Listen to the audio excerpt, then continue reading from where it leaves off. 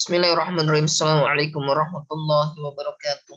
Alhamdulillahirabbil alamin. Wassalatu wassalamu ala Rasulillah wa ala alihi wa ashabihi ajmain. Baiklah anak-anak semuanya dari kelas 9. Alhamdulillah pada pertemuan kali ini kita melanjutkan materi yang sebelumnya, yaitu terkait dengan ketentuan jual beli dalam Islam. Mudah-mudahan kita senantiasa memahami materi-materi yang telah Ustadz sampaikan. Baiklah anak-anak semuanya, kita lanjut materi. Sebelumnya kita sudah membahas macam-macam jual beli, akan tetapi kita baru membahas sampai jual beli salam atau pesanan.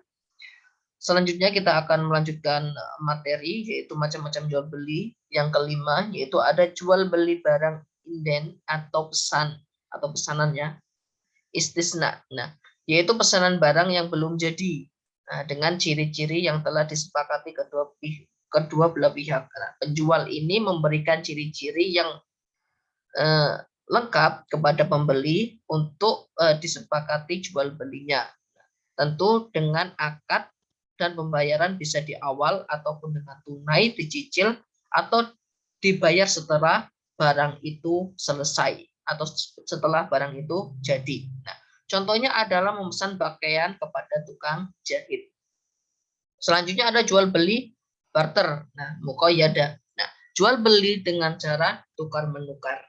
Contoh, si A punya buah manggis 2 mau ditukar dengan si B yang memiliki buah apel 2. Nah, selanjutnya ada jual beli setara. Musawamah, dalam bahasa Arab musawamah. Jual beli yang disepakati oleh pembeli dan penjual, terjadi tawar-menawar sehingga disepakati. Nah, ini dinamakan dengan jual beli musawamah. Kemudian ada jual beli kontan. Nah, ini yang biasa kita lakukan atau kita praktikkan. Ada jual beli mutlak juga yang biasa kita praktikkan pada keseharian kita. Jual beli kredit, nah, kita sudah paham lah jual beli kredit juga. Kemudian ada jual beli lelang, muzayyadah. Jadi ada seseorang yang kemudian melelang, baik itu berupa pakaian, benda-benda lainnya, kemudian akan dijual kepada orang yang menawar dengan harga tertinggi. Selanjutnya ada jual beli obral, munakodah. Nah, jual obral ini biasanya di pasar-pasar atau di pinggiran jalan ya. Nah, jual beli yang dilakukan atas tawar-menawar yang semurah-murahnya sehingga pembeli menyepakati untuk membeli barang tersebut. Nah, disepakati kedua belah pihak. Jual beli valuta asing. Nah, ini tukar menukar uang asing ya. Nah, jual beli ini tetap sah jika dilakukan secara langsung pada tempat yang sama dan nilai tukarnya sama. Ya, artinya walaupun contoh walaupun uang dolar Amerika itu bernilai 14.000 uang rupiah, ya tetap kita tukar dengan harga yang seperti itu karena itu sudah disepakati. Tentu tidak ada tawar-menawar karena nilai mata uang itu sudah disepakati negara atau dunia. Kemudian jual beli wakil. Nah, kita jual beli ini bisa diwakilkan. Contoh si A menyuruh atau meminta tolong kepada adiknya untuk membelikan makanan. Nah, itu merupakan contoh jual beli wakil dan ini tetap sah. Kemudian jual beli hak guna. Nah, ini karena jual beli yang sifatnya selamanya seperti jual beli pembelian manfaat berupa hak melintas, membangun dan mengalirkan air. Oke, anak-anak semuanya, selanjutnya adalah jual beli terlarang kurang syarat karena kurang syarat. Jual beli ijon muqaddarah ya. Ini adalah jual beli yang contohnya adalah kita membeli buah-buahan yang dia itu masih berbentuk bunga dan kita tidak mengetahui nanti hasilnya bagaimana. Nah, ini jual beli terlarang karena syaratnya belum terpenuhi. Kalau jual beli aslinya itu kan yang syaratnya terpenuhi, barang itu sudah benar-benar nampak jelas. Atau barang itu ciri-cirinya sudah jelas. Kalau kita membeli buah-buahan yang dia itu masih berbentuk bunga, kita belum mengetahui hasilnya bagaimana. Kemudian jual beli musalamah. Nah, jual beli dengan cara merabah barang. Nah, jadi barang yang kita rabah itu yang kita beli. Nah, ini juga kurang syaratnya. Jual beli munabadhah. Nah, jual beli yang saling melempar barang tanpa memeriksa kembali, sehingga ketika barang itu kena kepada kita tidak mengetahui apakah barang itu cacat atau tidak, sehingga ini merupakan jual beli terlarang karena kurang syarat. Kemudian ada jual beli janin hewan. Nah, kita juga nggak mengetahui bagaimana setelah janin hewan itu lahir atau setelah hewan itu lahir. Nggak tahu kalau hewan itu catat atau tidak.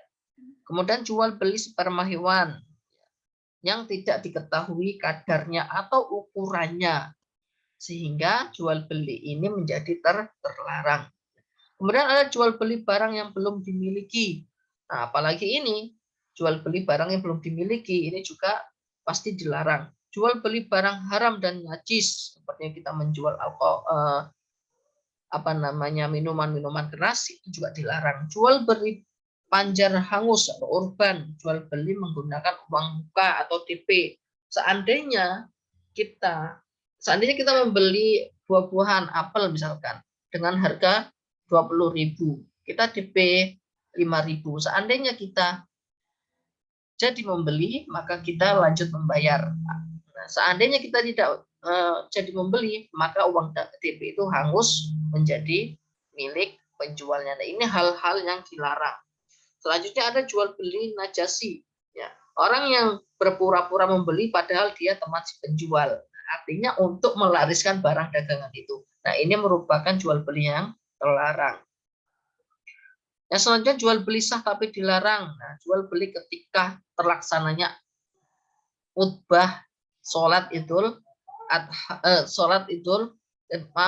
sholat Jumat. Jadi jual beli yang dilaksanakan ketika khutbah sholat Jumat. Nah, larangannya ada pada Quran surat Al-Jumu'ah ayat 9. Kemudian ada jual beli dengan niat menimbun barang. Kita beli bensin ya sebanyak mungkin, kemudian kita simpan hingga harga bensin itu naik, kemudian baru kita keluarkan, atau kita membeli barang yang kemudian barang itu kita simpan sehingga barang itu menjadi langka, dan kemudian kita keluarkan barang kita jual menjadi mahal, dan ini merupakan jual beli menimbun barang. Ini juga jual beli sah tapi dilarang. Jual belinya sah tapi dilarang. Begitu juga dengan jual beli ketika sholat Jumat, sah jual belinya, tapi itu merupakan larangan dari Allah Subhanahu wa taala. Kemudian membeli barang dengan menghadang penjual di pinggir jalan. Nah, dengan tujuan bahwa barang itu belum ditentukan nilai harganya. Nah, sehingga pembeli itu mendapatkan hasil yang murah. Kemudian jual beli yang masih dalam tawaran orang lain, dan ini juga sangat dilarang. Walaupun jual belinya sah, tapi itu merupakan hal yang dilarang karena itu sudah ditawar orang lain. Jual beli dengan cara menipu, gharar, ini mengurangi timbangan, ya mengurangi jumlah barangnya dan lain sebagainya juga dilarang. Jual beli barang yang digunakan untuk maksiat, ya ini juga dilarang. Jual beli subro. Nah, untuk jual beli barang yang digunakan untuk maksiat contohnya adalah jual anggur, kemudian anggur itu difermentasikan untuk menjadi minuman keras, ini dilarang. Jual beli subro, jual beli yang barang yang numpuk, barangnya bagus-bagus di atas, kemudian yang jelek di bawah, ini itu juga dilarang. Selanjutnya hikmah jual beli, mendapatkan karunia Allah Subhanahu wa taala dari keuntungan jual beli, memenuhi kebutuhan hidup sesama manusia, memiliki hak terhadap barang yang dimiliki, menjauhi riba yang dilarang dalam Islam, menegakkan keadilan dan keseimbangan ekonomi umat Islam, mencegah kehalalan dan kebersihan rezeki, dan melapangkan persoalan kehidupan serta lain-lainnya. Yang selanjutnya, atau kita akan membahas dengan khiyar ya, atau kita memilih. Nah, pengertian hukumnya. Khiyar menurut bahasa artinya memilih atau pilihan. Nah, ini sering terjadi dalam proses jual beli ya, saling memilih, atau penjual bisa menawarkan kepada pembeli untuk memilih barang yang ingin diinginkan atau barang yang ingin dibeli sesuai dengan kesepakatan. Macam-macam khiyar. Ada khiyar majelis, yaitu proses memilih, ya, proses menawar, ya, itu terjadi pada satu tempat, yaitu tempat akad jual beli itu terjadi. Jika di antara keduanya berpisah, maka khiyar itu tidak berlaku. Ya. Selanjutnya, ada namanya khiyar syarat. Nah, hak memilih dengan syarat-syarat tertentu. Jika syarat tidak terpenuhi, maka akad jual belinya batal. Khiyar syarat umumnya 3 hari, namun dapat lebih lama sesuai dengan kesepakatan bersama. Khiyar aib. Nah, khiyar aib ini memperlihatkan bagaimana aib dari barang tersebut, kekurangan, ya, yang ada dalam barang tersebut, sehingga pembeli dapat memilih, sehingga tidak ada namanya kekecewaan. Selanjutnya ada khiyar ru'yah, ya, khiyar yang diperlihatkan atau memilih dengan memperlihatkan ciri-ciri, spesifikasi dan lain sebagainya. Selanjutnya ada namanya manfaat khiyar, ya, tentu menghindari adanya penyesalan, menciptakan hubungan baik antara pembeli dan penjual, menghindari penipuan, mengajarkan prinsip kehati-hatian, menumbuhkan sikap sabar dan jujur, kemudian menjadikan kesepakatan yang baik, tidak ada namanya saling menipu. Pembahasan selanjutnya adalah kirot. Kirot adalah pemberian pinjaman seorang kepada orang lain untuk dijadikan modal usaha dengan harapan keuntungan akan dibagi menjadi 2 sesuai dengan kesepakatan. Nah, jadi ada pemodal dan yang mengelola modal. Nah, ini namanya kirot. Dengan bagi keuntungan tersebut maka disebut dengan mudhorobah, bagi hasil. Maaf, ini kurang huruf. Tujuan kirot adalah menolong seseorang yang ahli usaha namun tidak tersampaikan karena kurangnya modal. Sehingga hukum kirot adalah mubah, bahkan dianjurkan, karena dalam kirot ini terdapat kondisi tolong menolong.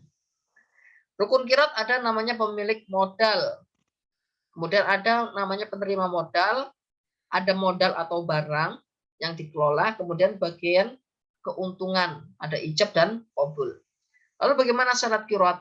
Pemodal dan yang dimodali sudah balik, modal tunai, modal diketahui secara jelas, pembagian keuntungan jelas, ijab pemodal harus jelas, kemudian pemodal tidak wajib mengatur pengelola modal untuk berdagang di tempat tertentu, sehingga dibiarkan si pengelola modal itu untuk mengatur modalnya, asal tidak digunakan untuk hal-hal yang haram.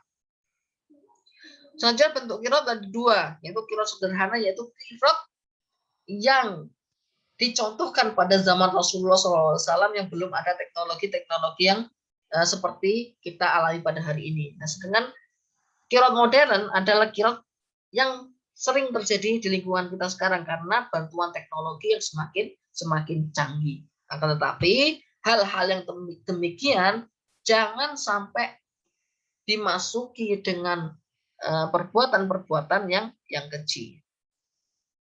Kemudian ketentuan kirot. Nah, perjanjian kirot harus dibuat sejelas mungkin sehingga tidak ada keraguan. Pengelola wajib amanah dan tanggung jawab.